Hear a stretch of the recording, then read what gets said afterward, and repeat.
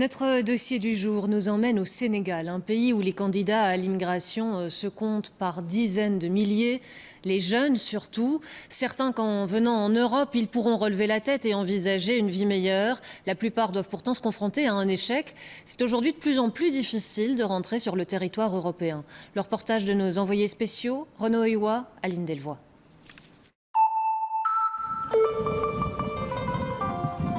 La mer, unique fenêtre sur le monde. Nous sommes à Thiaroye, un quartier pauvre de Dakar. Elhadj et ses amis n'iront pas à la pêche aujourd'hui. Le poisson se fait rare. Il y a quelques années, pour fuir la misère, ils ont tenté de rejoindre les îles Canaries en Europe avec leur pirogue. Ils ont été arrêtés. Et depuis, Frontex, l'agence européenne de sécurisation des frontières, surveille la côte. L'Union européenne finance ce programme pour freiner le flux de migrants. Résultat, les entrées illégales aux Canaries sont passées de 32 000 en 2006 à 250 en 2013. De retour à Thiaroye, les rêves d'Elhadj n'ont pas disparu. Chaque instant, je pense à partir vers l'Europe. Depuis que je suis né, j'y pense. Dans mes prières, je demande à Dieu avant de mourir d'aller en Europe, juste pour travailler. Je ferai n'importe quoi. Par contre, je ne veux plus jamais partir par la mer. Je vais trouver une autre solution. Dans son village, au centre du Sénégal, Morendam a lui aussi voulu partir. Il faut dire qu'à lui seul, il doit nourrir 10 personnes. Celle-là, c'est ma nièce. Ceux-ci aussi sont de ma famille. Elle, lui, ils dépendent tous de moi. Morendam cultive quelques plants de maïs, mais cela ne suffit pas. Il doit trouver autre chose. Lui et sa famille auront moins de 50 € pour vivre ce mois-ci. Ici, on pense que réussir là-bas, c'est plus rapide. Ou en tout cas, c'est ce qu'on espère. Ici, pendant 10 ans, tu tournes en rond. Et quand tu pars en Europe, tu y restes 2, 3 ou 4 ans et tu réussis. C'est pour ça qu'on essaie de partir. Et cette idée, il n'a pas été la chercher bien loin. Dans son village, plusieurs personnes sont parties en Europe. Son frère travaille en Italie. Il possède la maison voisine avec antenne satellite et panneaux solaires. Morendam a voulu le rejoindre. Un voyage éprouvant, par la route, en passant par le désert entre le Niger et la Libye. La route est extrêmement difficile. Tu dois marcher sans cesse. Tu as soif, vraiment soif. À un moment donné, tu marches à côté de quelqu'un et puis il se tord le ventre. Comme ça. Tu restes avec lui quelques minutes jusqu'à ce qu'il meure et tu repars. 5 migrants sont morts sur la route. Morendam n'a jamais rejoint l'Italie. Dans le sud de la Libye, des passeurs l'ont arnaqué et l'ont ramené au Niger. Piégé et épuisé, il a dû rentrer au pays. Ce voyage lui aura coûté 10 ans d'économie.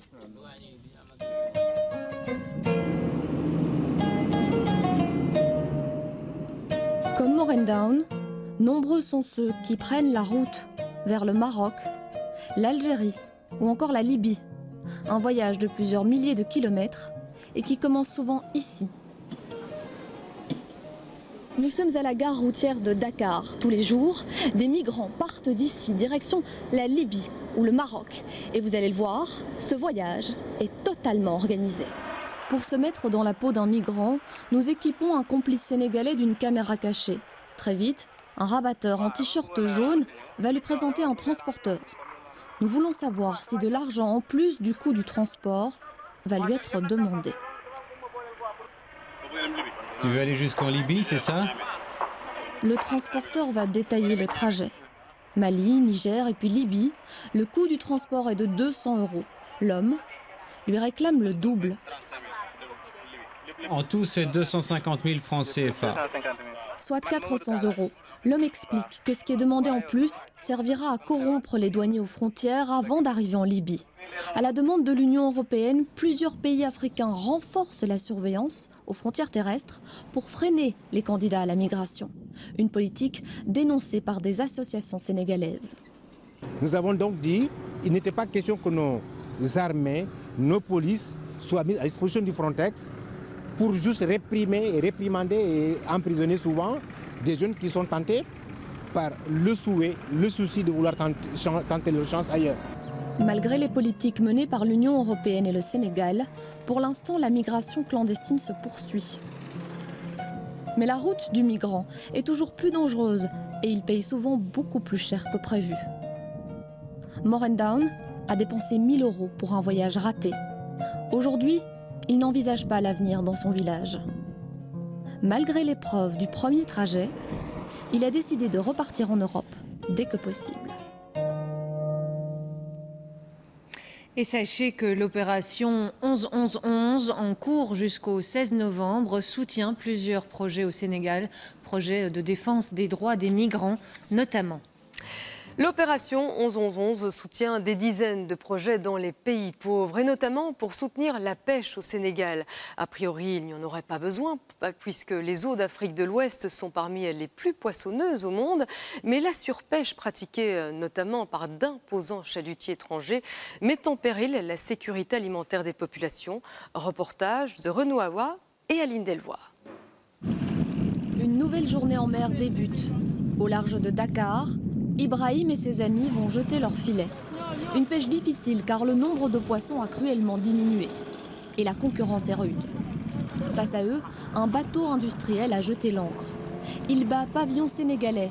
Mais les pêcheurs nous l'assurent, ce bateau pêche pour une société espagnole.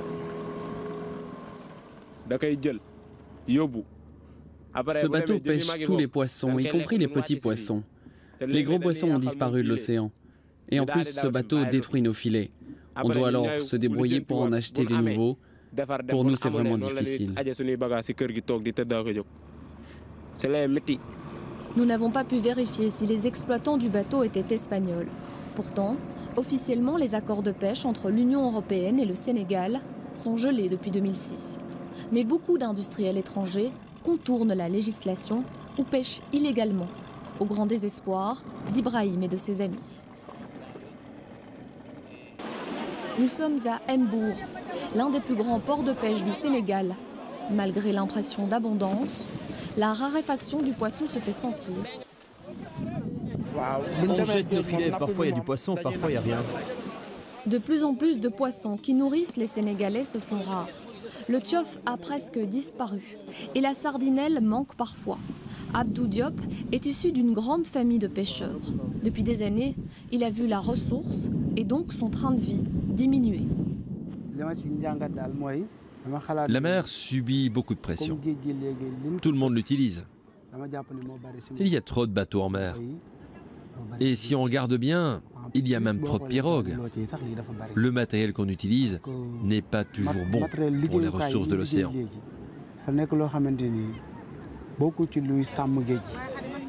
Abdou le reconnaît, la pêche artisanale est elle aussi responsable de l'effondrement des ressources. Au Sénégal, le nombre de pirogues est passé de 3 000 en 1980 à 12 000 aujourd'hui. Depuis des années, la présence de bateaux étrangers, mais aussi le nombre de pirogues ont petit à petit vidé l'océan. Pourtant, le poisson représente 70% des besoins nutritionnels de la population. Mais vous allez le voir, désormais, un autre acteur fait également pression sur la ressource. Derrière ces murs, des Russes se sont installés. Ils transforment des tonnes de sardinelles en farine ou en huile. Ce travail est traditionnellement réalisé par des femmes et sert à nourrir l'intérieur du pays. Mais ici, la production sera exportée dans le monde entier. Anta Diouf représente les transformatrices. Elle est inquiète, car depuis l'apparition de ce genre d'usine, les prix de la sardinelle ont explosé. Quelquefois, on achetait même la caisse de poisson à peut-être 2 000 francs, 2 500. Il nous arrive quelquefois de l'acheter à 20 000 francs ou 15 000 francs. Vous voyez la différence. Quand ça arrive à certains niveaux, nous, en tant que transformatrices, on ne peut pas l'utiliser. On ne l'utilise pas. Et c'est vraiment quelquefois cher aussi au niveau de la consommation locale. Une vingtaine d'usines russes ou asiatiques se sont implantées le long de la côte sénégalaise. Désormais, la sardinelle aussi se fait rare. La mer n'est pas le seul endroit où la ressource est menacée. Nous sommes dans le delta du Siné Saloum, là où deux fleuves se rejoignent avant de se jeter dans l'océan. El Hadj est pêcheur et connaît bien cet écosystème fragile et menacé.